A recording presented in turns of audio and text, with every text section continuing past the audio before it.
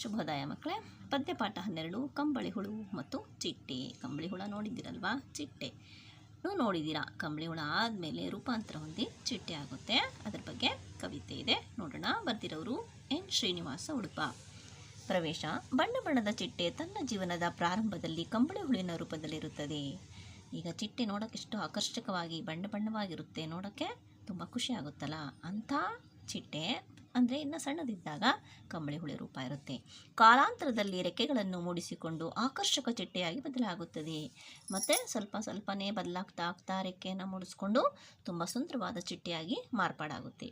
ಹೀಗೆ ಯಾವುದೇ ವ್ಯಕ್ತಿಯ ಜೀವನದಲ್ಲಿಯೂ ಕೂಡ ಹಲವು ಹಂತಗಳು ಇದ್ದೇ ಇರುತ್ತವೆ. ಈಗ ಯಾವುದೇ ವ್ಯಕ್ತಿ ಆದ್ರೂ ಪ್ರಾರಂಭದಲ್ಲಿಗಿಂತ ಇನ್ನು ಮುಂದೆ ಉನ್ನತ ಸ್ಥಾನಕ್ಕೆ ಏರ್ತಾನೆ ಚೆನ್ನಾಗಾಗ್ತಾನೆ ಇರ್ತಾನೆ. ಹಾಗಾಗಿ ನಮ್ಮ ಸದ್ಯದ ಸ್ಥಿತಿಯ ಬಗ್ಗೆ ಕೊರಗದೆ ಮುಂದಿನ ದಿನಗಳು ಉತ್ತಮವಾಗಿರುತ್ತವೆ ಎಂಬ ಆಶಾಭಾವವು ಯಾವತ್ತೂ ನಮ್ಮದಾಗಿರಬೇಕು ಎಂಬ ಸಂದೇಶವು ಈ ಕವಿತೆಯಲ್ಲಿದೆ. ಆದ್ದರಿಂದ ಮುಂದೆ ಒಂದು ದಿವಸ ನಮಗೆ ಒಳ್ಳೆಯದಾಗುತ್ತೆ, ಚೆನ್ನಾಗಾಗ್ತೀವಿ, ಉತ್ತಮವಾಗ್ತೀವಿ ಅಂತ ಅಂದ್ಕೊಂಡೇ ನಾವು ಇರಬೇಕು. ವಿನಃ ಈಗ ಸದ್ಯದ ಪರಿಸ್ಥಿತಿ ಏನೇ ಇದ್ದರೂ ಅದ್ರ ಬಗ್ಗೆ ಯೋಚನೆ ಮಾಡದೆ ಮುಂದೆ ಸಾಗಬೇಕು ಅನ್ನೋದು ಈ ಕವಿತೆಯಲ್ಲಿ ವ್ಯಕ್ತವಾಗಿದೆ. ಈಗ ಕವಿತೆಗೆ ಬರೋಣ. ಕಂಬಳಿ ಹುಳುವು ಅಳುತ್ತಾ ಹೇಳಿತು, ಅಮ್ಮ ತಾಯಿ ಚಿಟ್ಟೆ ಎಷ್ಟು ಚಂದನಿ, ನನಗೆ ಯಾಕೆ ಈ ಕೆಟ್ಟ ರೂಪ ಕೊಟ್ಟೆ. ಆ ಕಂಬಳಿ ಹುಳು ತನ್ನ ಮೈ ನೋಡ್ಕೊಳ್ಳುತ್ತೆ, ಕಪ್ಪುಗಿರುತ್ತೆ, ಇಷ್ಟೊಂದು ಕಾಲಿರುತ್ತೆ, ನೋಡೋಕೆ ಒಂಥರ ಇರುತ್ತೆ, ನಮಗೂ ಸಹ ಒಂಥರ ಆಗುತ್ತಲ್ವ ಅದು ನೋಡಿದ್ರೆ. ಆದರೆ ಚಿಟ್ಟೆ ಆದರೆ ಎಷ್ಟು ಸುಂದರವಾಗಿರುತ್ತೆ. ಎಲ್ಲ ಮಕ್ಕಳಿಗೂ ಚಿಟ್ಟೆ ನೋಡಿದ ತಕ್ಷಣ ಖುಷಿ ಆಗುತ್ತೆ, ಅದನ್ನು ಹಿಡಿಯೋಕೆ ಹಾರ್ತಾರೆ, ಅದ್ರ ಜೊತೆ ಓಡ್ತಾರಲ್ವ. ಅದಕ್ಕೆ ಕೇಳುತ್ತಮ್ಮ, ನೀನಾದರೆ ಎಷ್ಟು ಚೆನ್ನಾಗಿದೆಯಾ, ನನಗೆ ಯಾಕೆ ಇಂಥ ರೂಪ ಕೊಟ್ಟಿದೆಯಾ ಅಂತ ಕಂಬಳಿ ಹುಳು ಕೇಳುತ್ತೆ.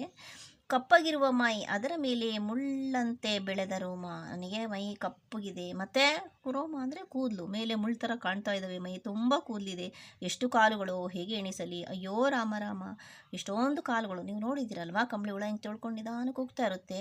ದೇಹ ತುಂಬ ಕೆಳಗಡೆ ಕಾಲುಗಳೇ ಇರುತ್ತೆ, ಮೇಲ್ಗಡೆ ಕೂದಲಿರುತ್ತೆ, ನೋಡೋಕ್ಕಷ್ಟು ಚಂದ ಅನಿಸೋದಿಲ್ಲ. ಅದಕ್ಕೆ ಅದು ಹೇಳ್ತಾ ಇದೆ, ನನ್ನ ಮೈ ಕಪ್ಪಗಿದೆ, ಇಲ್ಲೆಲ್ಲ ಕೂದಲು ಬೆಳೆದು ಬಿಟ್ಟಿದೆ, ಕಾಲುಗಳು ಎಣ್ಸೋಕ್ಕಾಗಲ್ಲ, ಅಷ್ಟೊಂದಿದೆ, ರಾಮ ರಾಮ ನನಗೆಂಥ ರೂಪ ಕೊಟ್ಬಿಟ್ಟೆ, ನೀನು ಎಷ್ಟು ಚೆನ್ನಾಗಿದೆಯಲ್ಲ ಅಂತ ಕಂಬಳಿ ಹುಳು ಚಿಟ್ಟೆನ ಕೇಳ್ತಾ ಇದೆ.